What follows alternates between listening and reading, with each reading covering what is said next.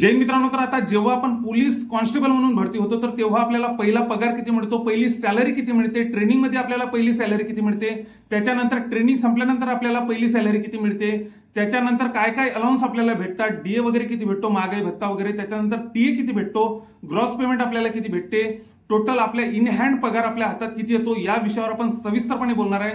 त्यामुळे व्हिडिओला स्किप करू नका. तुम्ही जर आतापर्यंत आपल्या चॅनलला नवीन असाल तर पोलीस भरतीची प्रत्येक अपडेट मी तुम्हाला देतच असतो. त्यामुळे जे आतापर्यंत आपल्या चॅनलला नवीन असेल त्यांनी नक्कीच आपल्या चॅनलला सबस्क्राईब करा. तर आता आपल्याला माहितीच आहे की आपल्या पोलीस शिपायाचा बेसिक किती असते, तर 7व्या वेतन आयोगानुसार आपलं बेसिक 21,700 इतकं आपलं बेसिक असते. तर त्याच्यानंतर अलाउन्सचा जर आपण विचार केला, त्याच्यानंतर डीए आपल्याला 9,982 इतका डीए वगैरे भेटतो, महागाई भत्ता वगैरे, त्याच्यानंतर अलाउन्स वगैरे, त्याच्यानंतर टीए आपल्याला 1,350 इतका टीए भेटतो. तर इतकं सर्व टोटल जर आपण बघितलं तर टोटल ग्रॉस पेमेंट आपल्याला जर विचार केला तर ग्रॉस पेमेंट आपल्याला ट्रेनिंग बद्दल मी बोलत आहे, तर ट्रेनिंग मध्ये आपल्याला ग्रॉस पेमेंट आपल्याला 37 ते 38 हजारापर्यंत आपल्याला ग्रॉस पेमेंट आपल्याला भेटत असते. तर त्याच्यानंतर जर आपण बघितलं इन हँड आपल्याला जर पगार बघितला तर आता त्यामध्ये काही रिकव्हरी असतात. आता ट्रेनिंग मध्ये काही रिकव्हरी असतात, काही गव्हर्नमेंट रिकव्हरी असतात, तर त्याच्यानंतर काही नॉन गव्हर्नमेंट रिकव्हरी असतात. तर त्यामध्ये आपल्याला आपला पगार इन हँड म्हणजे सर्व काही कटकुट करून आपल्या हातात किती पगार येतो, तर आपला ग्रॉस पेमेंट किती आहे, तर 37 ते 38 हजार आपल्याला ग्रॉस पेमेंट येत असते. तर त्याच्यानंतर आपल्या इन हँड मध्ये आपल्याला हातामध्ये किती पगार येतो, तर हा यामध्ये आपल्याला तफावत आपल्याला दिसून येते. तर आता ट्रेनिंग मध्ये आता हे काही सर्व काही जिल्ह्यावरती पण डिपेंड असते, तर आपण कोणत्या जिल्ह्यामध्ये भरती झालेलो आहे तर त्याच्यावरती पण आपलं डिपेंड असते. तर आता जर आमच्या जिल्ह्यासारखा जर विचार केला तर परभणी हिंगोली सारख्या जिल्ह्याचा, तर आम्हाला आता माझंच सांगतो मी, मला ट्रेनिंग माझी 2023 मध्ये ट्रेनिंग झालेली आहे. तर आम्हाला पहिला पगार 27,350 इतका माझा पहिला पगार झालेला होता.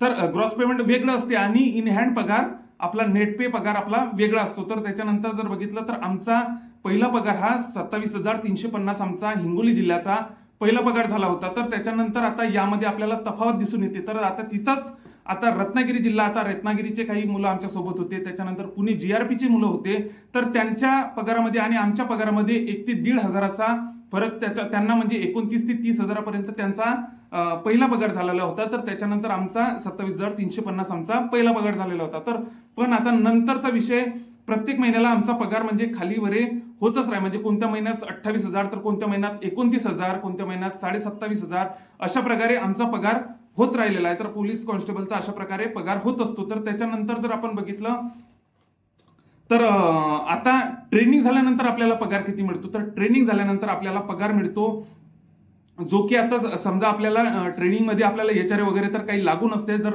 आता ट्रेनिंग झाल्यानंतर आपल्याला जर आपण क्वार्टरमध्ये राहिलो तर आपल्याला एचआरए वगैरे आपला कट होत असते. जर आपण बाहेर रूम करून राहिलो तर आपल्याला एचआरए वगैरे भेटत असते.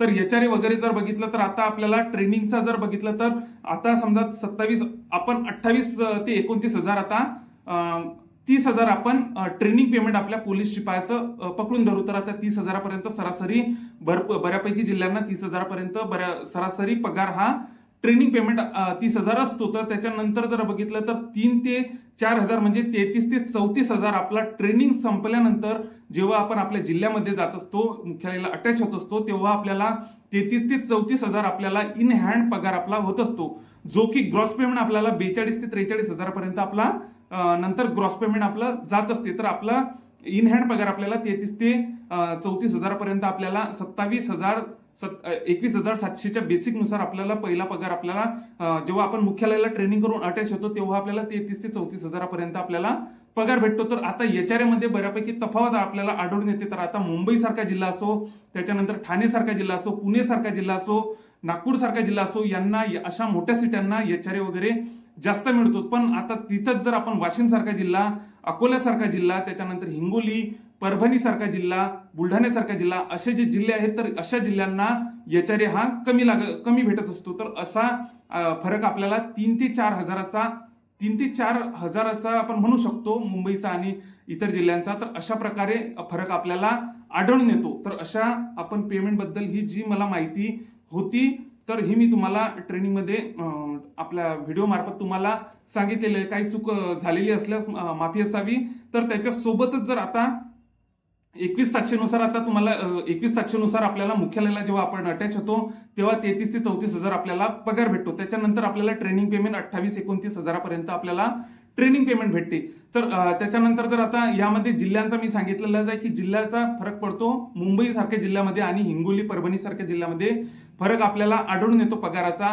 त्याच्यासोबतच पुणे सारखा जिल्हा असो, मोठमोठ्या आयुक्तालय सारखा जिल्हा असो, महानगरपालिकेचा, तर अशा जिल्ह्यांमध्ये आणि आपल्यासारख्या लहान जिल्ह्यांमध्ये, ग्रामीण ठिकाणच्या जिल्ह्यांमध्ये, परभणी, हिंगोली, वाशिम सारख्या जिल्ह्यांमध्ये आपल्याला पगारामध्ये आपल्याला तफावत इथं आढळून येते. तर आणखी समोरचा कोणत्या टॉपिकवरती मी व्हिडिओ बनवलेला पाहिजे तर मला तुम्ही नक्कीच कमेंटमध्ये करा. पोलीस खात्याबद्दल आणखी तुम्हाला काय माहिती पाहिजे, अशी इंटरेस्टिंग वगैरे माहिती. आता पोलीस भरतीच्या प्रत्येक जिल्ह्याचा तर अपडेट मी तुम्हाला देतच आलेलो आहे की कोणत्या जिल्ह्यामध्ये किती अर्ज आलेले आहेत, त्याच्यासोबतच जिल्ह्याची निवड कशी करावी, कोणत्या जिल्ह्याचा अंदाजित कट ऑफ कशा प्रकारे जाऊ शकतो, अशा बऱ्यापैकी मी व्हिडिओ वगैरे बनवलेले आहेत. तर आणखी समोर अशा आता मी हा एक वेगळा टॉपिक धरलेला आहे की आता पोलीस कॉन्स्टेबलचा पगार किती असतो. तर असा काही इंटरेस्टिंग जर काही टॉपिक तुमच्याकडे असेल की ज्यावरती मी व्हिडिओ बनवला पाहिजे, जे तुम्हाला माहिती पाहिजे, तर कमेंटमध्ये मला नक्कीच कळवा.